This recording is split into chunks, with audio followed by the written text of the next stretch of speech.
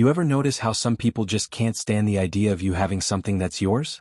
Something you worked for, something you protected, something you built with your own hands? Yeah, that's what living near an HOA Karen feels like. It doesn't matter if you follow every law, pay your bills on time, or even mind your own business. The moment you have something they can't control, they lose their minds.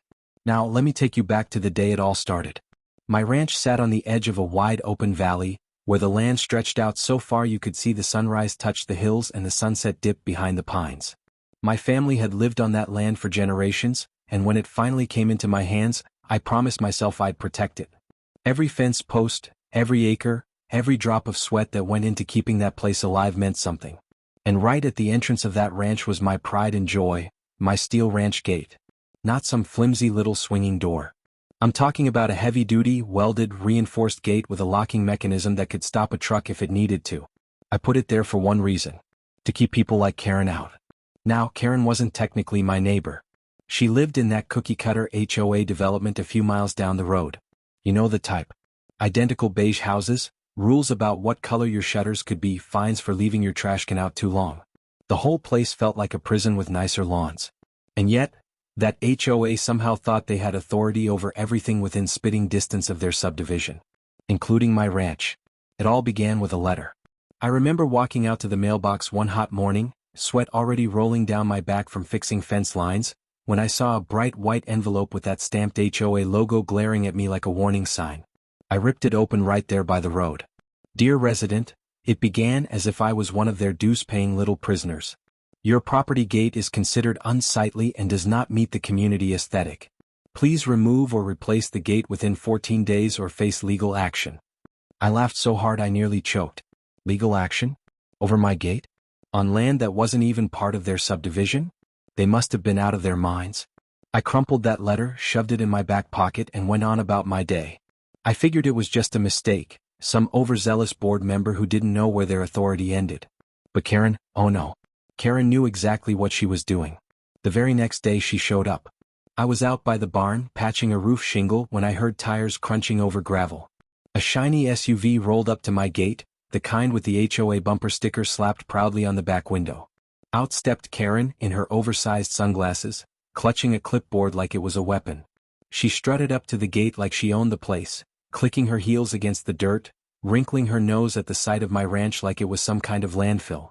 "Excuse me," she barked, waving her hand at me. "Yes, you. This gate is in violation. It must come down immediately. Do you understand me?" I leaned on my hammer, looked down at her from the barn roof, and shook my head. "Lady, this is my property. That gate isn't going anywhere."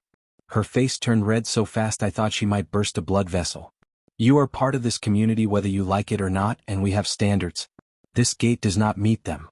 I laughed, a slow, deep laugh that seemed to fuel her anger even more. "You don't run me. And your community? It stops 3 miles down that road. This is ranch land, not your HOA prison yard." She stomped her foot like a child denied candy. "We'll see about that," she snapped. And with that, she spun around, stormed back to her SUV, and peeled out so fast she kicked up a cloud of dust that drifted across my fence line. Now, I should have known that wasn't the end of it. With people like Karen, it never is. That woman had one mission in life: to control everything and everyone around her. And when she couldn't, she doubled down. The first real battle began a week later. I woke up early like I always did, fed the horses, checked the cattle, and then went to open the gate so I could haul some hay into town. But when I got there, the chain was cut, the lock was gone, and the gate was standing wide open. I froze. My stomach turned. Because I knew exactly who had done it. Karen. That woman had trespassed onto my land, cut my lock, and tried to claim authority she never had. My blood boiled hotter than the summer sun overhead. That wasn't just disrespect. That was war. So I replaced the chain, welded a new lock onto the gate, and this time I added a little surprise. Reinforced steel bracing across the hinges, double-welded crossbars, and a custom locking system that made it nearly impossible to cut without some serious equipment. If Karen wanted to test me again, she'd find out the hard way. And sure enough, she did. 2 nights later I heard it. Headlights cutting across my ranch road at midnight.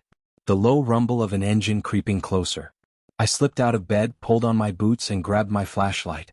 From the shadows of my porch, I watched as that same shiny SUV rolled up to the gate. And there she was. Karen in her pajamas, hair tied back, clutching bolt cutters like she was about to rob a bank. I couldn't believe my eyes. This woman actually thought she was some kind of sheriff of the land, sneaking around in the dark to break into my property. She clamped those cutters on the steel chain, grunting, straining, her face twisted in frustration as sparks flew.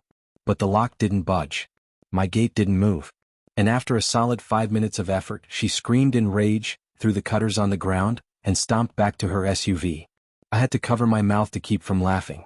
Oh, she was furious. But what I didn't know then was that this was only the beginning.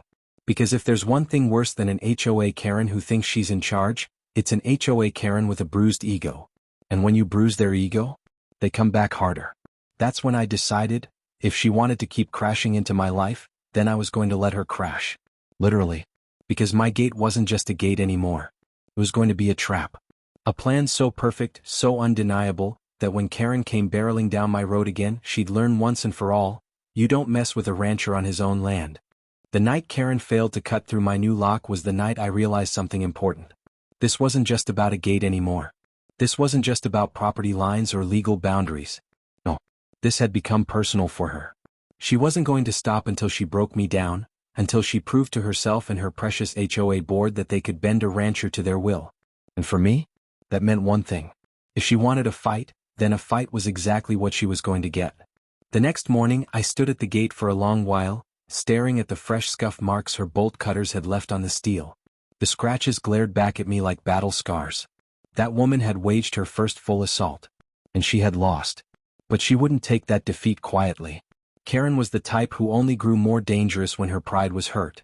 So I made a decision. If she wanted to come at me again, I was going to be ready. Now, people think ranchers are just about animals, crops, and hard labor. What they don't realize is that we're engineers at heart. Out here, you don't call a handyman every time something breaks. You fix it yourself. You improvise. You adapt. You learn how to build things that last. That afternoon, I started working on my plan. I hauled out my welding gear, my toolbox, and a few rolls of steel mesh I'd been saving for corral work. If Karen wanted to keep pushing through my gate, then she was going to run headfirst into something even stronger. But it wasn't just about strength. It was about strategy.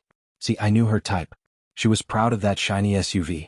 Always polished, always spotless, the kind of vehicle that screamed status. If I built this right, she wouldn't just fail to get through my gate. She'd ruin the very thing she cherished most. So I went to work. I reinforced the gateposts with concrete, deeper and harder than before. I welded steel mesh across the inside frame, strong enough to deflect anything short of a bulldozer. And then, just for good measure, I designed a bracing system on the hinges that made the gate fold inward slightly when pressure was applied. To an outsider, it looked like just another gate. But to anyone dumb enough to ram into it, it was a wall. By the time the sun dipped below the hills, my plan was set. I leaned against the fence, sweat dripping, arms aching, and I smiled to myself. That gate wasn't just a gate anymore. It was a line in the sand. My line. And Karen was going to cross it. The next few days were quiet. Too quiet. I half expected her to come storming down the road the very next morning, clipboard in hand, shouting about violations. But she didn't. For nearly a week there was nothing. No letters in the mailbox. No midnight SUV visits. No angry voices echoing down the road. At first I thought maybe I'd finally won. Maybe she'd realized she was fighting a losing battle. But then I thought about Karen. About the kind of person she was. And I knew better. She wasn't the type to surrender. No, she was waiting. Plotting. And if she was waiting, that meant she was planning something big. My suspicions were confirmed one afternoon when I drove into town for supplies. As I pulled into the hardware store, I spotted her SUV parked right out front. I tried to ignore it, but then I saw her through the window. She wasn't shopping. She was talking. Talking to a sheriff's deputy. I froze in my tracks, watching as she waved her hands around dramatically, pointing out toward the highway, no doubt ranting about my gate. The deputy nodded politely, but I could see the look on his face. That mix of patience and exhaustion that comes from listening to someone who's been complaining for far too long. I lingered just long enough to catch a few words when they stepped outside. Blocking community access, dangerous obstruction, will have to be removed. Karen's voice was sharp, cutting through the parking lot. The deputy sighed. Ma'am, like I told you before, if the land isn't part of your HOA jurisdiction, there's nothing we can do. Her face twisted in fury. Then you're just going to let him break the rules? The deputy shrugged. They're not your rules out there. I couldn't help it.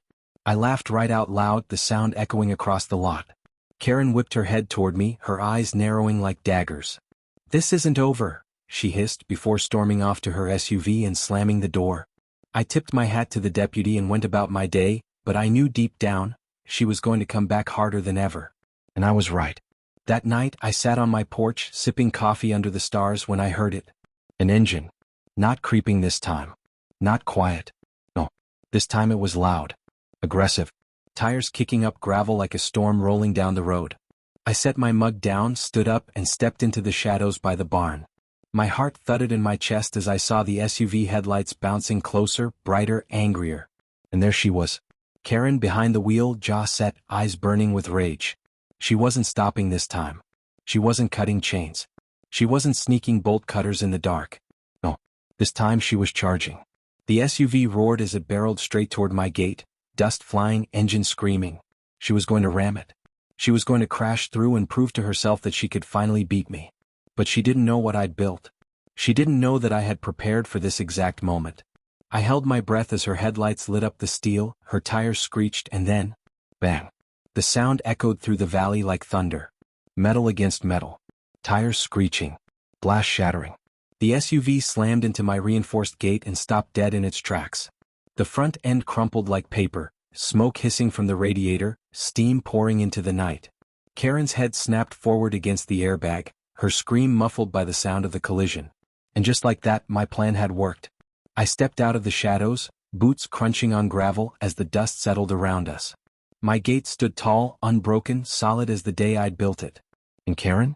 She sat in her precious SUV, stunned, humiliated, her ego shattered along with her bumper. I leaned against the fence, crossed my arms, and called out across the wreckage. "Looks like the gate wins, Karen." Her face twisted with rage as she fumbled with the door, stumbling out onto the dirt. You can't do this. This is illegal. I'll sue you." "Oh." I cut her off with a laugh. "Sue me for what? Building a gate on my own land? Or for your own bad driving? Because from where I'm standing, the only thing you broke tonight was your car." She screamed, an animal sound of pure fury, stomping her foot in the dirt like a child throwing a tantrum. But her power was gone. Her control was gone. All that remained was the wreckage of her pride, steaming in the headlights behind her. And that's when it hit me. This wasn't the end. Not yet. Because a person like Karen doesn't just take a loss and walk away. No. She was going to come back with lawyers, with more complaints, maybe even with the whole HOA board at her side.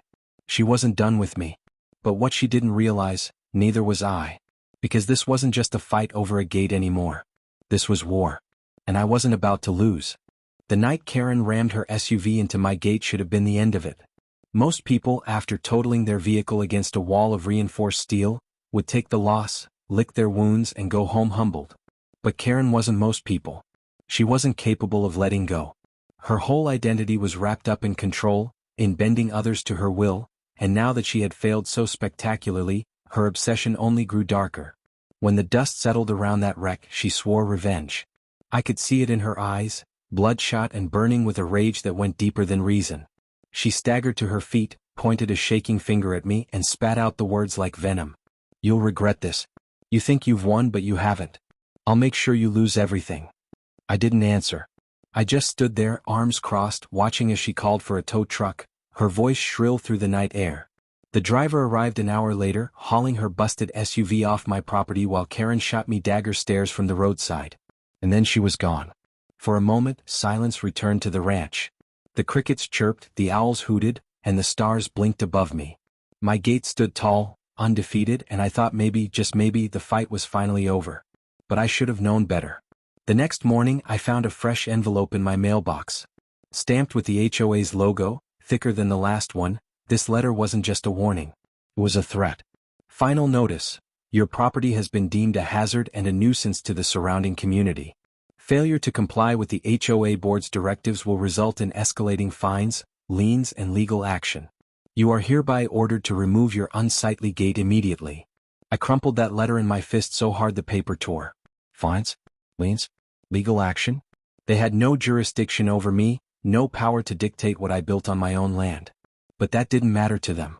They weren't going to stop until they buried me in paperwork and threats. And that's when I realized. This wasn't just Karen anymore. She had rallied the whole HOA against me. She had spun her story of victimhood, painting herself as the brave defender of community standards, twisting the truth until she had every board member marching behind her. Fine. If she wanted a war, then a war she would get. The first battle came in the form of lawyers. A month later, I was served with papers claiming my gate was an obstruction of public access and a violation of safety codes. It was laughable, ridiculous on its face, but that didn't stop them from trying. They dragged me into hearings, filled my mailbox with notices, tried every trick in the book to wear me down. But what Karen and her board didn't count on was this: I was stubborn. Ranch stubborn. The kind of stubborn that doesn't break under pressure, doesn't fold under threats, and doesn't bend just because some paper pushers wave fancy letters in my face. I lawyered up, pulled property deeds dating back 3 generations, and marched into every hearing with my head held high. Every time they tried to twist the law, I twisted it right back. Every time they tried to accuse me, I hit them with evidence. And every single time I reminded them, this land was mine, not theirs. The HOA started losing ground. Their legal arguments fell apart. Their threats carried less weight. And Karen? She couldn't handle it. The more she lost, the more desperate she became. I'd see her SUV, well, a new one this time since the old one was wrecked, lurking down the road, headlights off, just watching my gate. Sometimes, in the middle of the night, I'd hear the sound of her voice carried on the wind, ranting, screaming into the darkness as if the stars themselves needed to hear her grievances. Then one night, she made her final move. It was late, maybe past midnight, when I heard it. Not the sound of an SUV this time. Not headlights cutting through the dark. No, this time it was more. Engines. Multiple engines. And lights. Flashing red and blue. Karen had called the sheriff. I stepped out onto the porch as the cruisers rolled up to my gate, their lights casting eerie shadows across the ranch road. Karen was there too, standing tall, arms folded, smug grin plastered across her face. She had brought backup. She had brought the law. "This is it," she shouted, pointing at me as I walked toward the gate. "This man is a danger to the community. His gate is illegal, and tonight you're going to take it down." The deputies stepped out of their vehicles, hands on their belts, eyes scanning the scene. One of them, a tall man with a graying mustache, looked me over and then turned to Karen. "Ma'am, we've been through this. This property isn't under your HOA. He's within his rights to build whatever he wants on his own land." Karen's smile faltered, but she pressed on. No, you don't understand. He's a menace. He tried to kill me with this gate. Look what it did to my car." I couldn't help it. I laughed. Loud, long, echoing across the valley. "You mean when you rammed your SUV into my property in the middle of the night? That wasn't my gate hurting you. That was your own stupidity." The deputy rubbed his temples, clearly exhausted by her antics. "Ma'am, unless you have evidence of an actual crime, there's nothing we can do." Karen's face turned crimson. She stomped her foot, shrieking like a child denied candy. "This is corruption. This is favoritism. You're all in on it. But you can't stop me. I'll take this all the way to the top. I'll ruin him." Oh. And that's when it happened. From the corner of the crowd, one of the deputies stepped forward, younger, quieter, and he held something in his hand. A folder. He looked at Karen, then at me, then back at the sheriff. "Sir," he said, "I pulled the record she filed. Turns out, she's been lying. She's been submitting false claims, misusing HOA funds, even trying to get emergency services to intervene on private property disputes. It's all here." The sheriff took the folder, flipped through it, and his expression hardened. Slowly he turned to Karen. "Ma'am, you're under arrest. Fraud, harassment, filing false reports. You have the right to remain silent." The look on her face was priceless. Shock, disbelief, horror, all rolled into one. She stumbled backward, shaking her head, sputtering excuses. No, you don't understand. I was protecting the community. I was. But it was too late. The deputies cuffed her, read her rights, and led her toward the cruiser. She screamed, she cried, she cursed my name, but none of it mattered. For the first time, Karen wasn't in control. She was finished. I stood there, leaning against my gate, watching as the red and blue lights carried her away. My gate still stood tall. My land was still mine. And Karen? She was gone. In the weeks that followed, the HOA scrambled to distance themselves from her. They sent letters apologizing, claiming they had no knowledge of her actions, begging me not to take legal action of my own. But I didn't care about their apologies, because I had already won. I walked out to my gate one morning, the sun rising over the hills, the air crisp and clean, and I placed my hand on the steel. It wasn't just a gate anymore. It was a symbol. A reminder that no matter how hard they tried, no matter how much they threatened, no matter how far they went, they couldn't break me. This land was mine. This gate was mine. And no HOA Karen in the world was ever going to change that. The war was over. And I had won. And that's how it all went down. If you enjoyed this story and want to hear more wild HOA and Karen battles, make sure to like this video and subscribe so you don't miss the next one. Trust me, you won't believe what's coming next.